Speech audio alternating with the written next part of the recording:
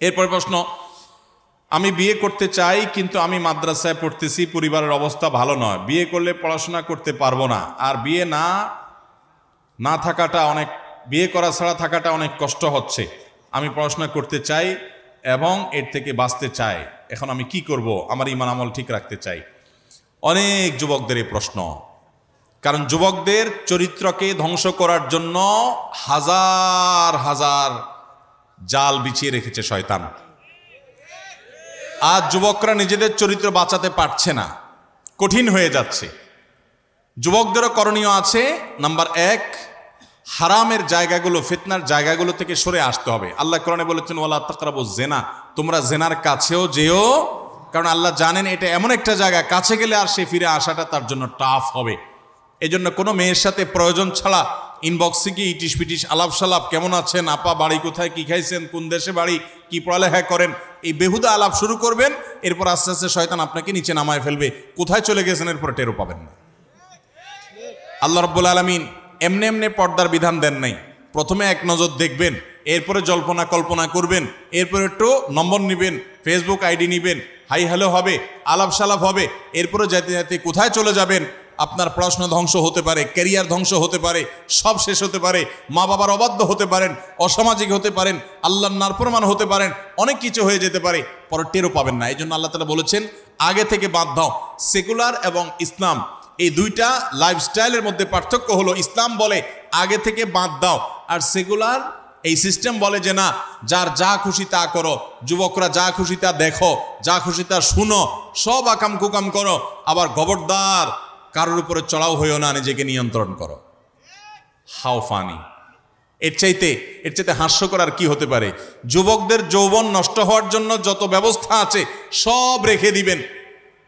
বিজ্ঞাপন, চকলেটের পুরা বোর্ডের মধ্যে 5% জায়গা চকলেটের ছবি আছে, আর বাকি 30, 40, 50, 60, 70% জায়গা ধরে একজন বিবস্ত্র নারী। অ্যাডভার্টাইজ কি নারীর শরীরের না চকলেটের? চকলেটের জন্য মাত্র 5% জায়গা বরাদ্দ হলো, এটা কি চকলেটের বিজ্ঞাপন হলো? নারীকে অধিকার দেওয়ার নাম করে তাকে পণ্যে পরিণত করা হচ্ছে, পণ্যে পরিণত করা হচ্ছে। রিসিপশনে সুন্দরী কম বয়স্ক নারী, তাকে আবার নির্দিষ্ট ড্রেস কোড মেনে চলতে হবে, মানে খোলামেলা থাকতে হবে, সাফ কথা। এর মানে হলো ক্লায়েন্টরা তাকে দেখে আনন্দ পাবে, মজা নিবে, স্বাদ নিবে। একজন নারীর জন্য এটা সম্মানের না অপমানের? তাকে দেখে দেখে বাজে জল্পনা কল্পনা করবে। আপনি বলবেন না, জল্পনা কল্পনা সবাই করে না, সবাই আপনার মতো এরকম খারাপ না। ভাইরা আমার, এটা আমাদের সেকুলার বন্ধুদের খুব মজার একটা কথা। তারা এরকম খোলামেলা নারীর দিকে তাকায়, তাদের মনে কোনো বাজে চিন্তা আসে না। আল্লাহর জমিনে যদি ফেরেশতা থাকে তো আমাদের সেকুলার ভাইরা আছেন, ওনাদের ভিতরে কোনো কামনা বাসনা বলতে কিছু জাগ্রত হয় না। আপনাদের হয়? ভাইরা আমার, আল্লাহ সৃষ্টি করেছেন এভাবে। বিধায় নিজের যৌবনকে হেফাজত করার জন্য জেনার জায়গাগুলো থেকে অনেক আগে থেকে বাদ দিতে হবে। চোখের হেফাজত করতে হবে, চোখের পর্দা করতে হবে। নারীরা তাদের সৌন্দর্যের পর্দা করবে, ছেলেরা তাদের চোখের পর্দা করবে, সমান্তরালভাবে চলবে। এক। দ্বিতীয় করণীয় হলো, যুবকরা খুব দ্রুততার সাথে উপার্জন শুরু করবেন। আমি যখন মাদ্রাসায় পড়ি, বয়স আমার অনেক কম, তখন থেকে আমি উপার্জন শুরু করি। উপার্জন অনেক আগে থেকে শুরু করবেন, বেকার বসে থাকবেন না। এই যে কিশোর গ্যাং তৈরি হচ্ছে, এই যে যুবকরা নানান বিপথে চলে যাচ্ছে, কুপথে চলে যাচ্ছে, বখাটে হচ্ছে, এগুলোর অন্যতম একটা কারণ হলো কোনো কাজ কাম নাই। যদি কাজ কাম থাকতো তো রাত 3টা বাজে ওই বিশ্বকাপ দেখার জন্য জেগে থেকে আশপাশে মিছিল বাইর করে মানুষের ঘুম হারাম করতো না। ওর সকাল 9টা বাজে যদি ডিউটি থাকতো, ওরে টাকা দিয়া রশি দিয়া বেঁধেও কেউ বিশ্বকাপ খেলা দেখাতে পারতো না।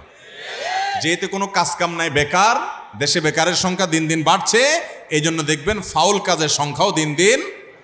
অতএব যুবকরা যারা বিয়ে করতে চান, যেখানে যাই এরকম একটা চিরকুট আমাদের ধরায় দেন, মুরব্বীদেরকে বোঝানোর জন্য, আপনাদেরকে তাড়াতাড়ি বিয়ে দেওয়ার জন্য। আপনারা নিজের টাকা পয়সা কামাই করা শুরু করেন না কেন? টাকা পয়সা কামাই করা শুরু করলে মেয়ের বাপরা এমনি টেনে ছুঁড়ে নিয়ে যাবে। নিজেরা টাকা পয়সা কামাই করবেন না, বাপের মাথার উপরে বসে বসে খাবেন, আবার বিয়ে করে আরেকটাকে আইনা খাওয়াইতে বলবেন। এটা কোন ধরনের কথা? অতএব দ্বিতীয় করণীয়, 1 নম্বর করণীয় হলো জেনার জায়গাগুলো থেকে বাঁচেন, তাহলে আপনি গুনাহ থেকে বাঁচতে পারবেন। দ্বিতীয় করণীয় হলো উপার্জন শুরু করে দেন বিসমিল্লাহ পড়ে। ছাত্র জীবনে উপার্জন করা যায়, তাহলে বেহুদা কাজ থেকে বাঁচতে পারবেন এবং স্ত্রীর ভরণ পোষণ মোহরের ব্যবস্থা করতে পারবেন। বাপের মুখের দিকে সারা বছর তাকায় থাকতে হবে না ইনশাআল্লাহ। আর তৃতীয়ত, মুরব্বীদের দায়িত্ব।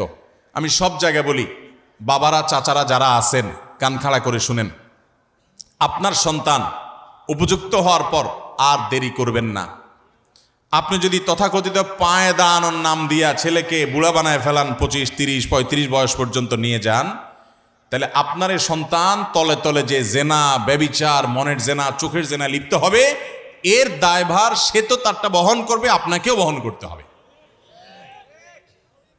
আমি প্রায় বলি, আমাদের বাপ চাচা মুরব্বীরা যারা আছেন, 70-এর ঘরে যাদের বয়স, 60-এর উপরে যাদের বয়স হয়ে গেছে, খোঁজ খবর নিয়ে দেখেন, ওনাদের বেশিরভাগ বিয়ে হয়ে গেছে খুব অল্প বয়সে। 20 বছর, 21 বছর, 22 বছর বয়সে বেশিরভাগ চাচারা বিয়ে করছে, খবর নেন, 90% তাই পাবেন। আপনাদের বাপেরা আপনাদেরকে বিয়ে দিয়েছে অনেক অল্প বয়সে, অথচ এত অল্প বয়সে বিয়ে না দিলেও চলতো। আপনাদের এত অল্প বয়সে বিয়ে না দিলেও চলতো, কারণ তখন এত ফিতনা ছিল।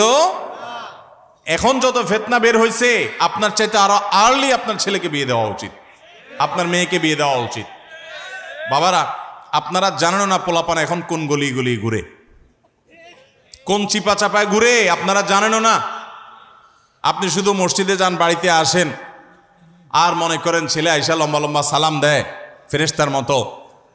এই ছেলে মেয়ে তারা হাজার হাজার ফিতনার হাতছানি তাদেরকে ডাকছে। তাদের চরিত্র বাঁচাবার জন্য তাদেরকে অবশ্যই উপযুক্ত হওয়ার পর আর বিলম্ব না করে বিয়ের ব্যবস্থা করুন। আল্লাহ তাআলা আমাদের মুরব্বী চাচাদেরকে হেদায়েত দান করুন, তাদের দিলগুলোকে আল্লাহ তাআলা নরম করে দেখ। যুবকদেরকে আল্লাহ হেদায়েত দান করুক, তারা বেকার কাজ ছেড়ে উপার্জন করা শুরু করে দেখ। চেষ্টা করবো তো ইনশাআল্লাহ।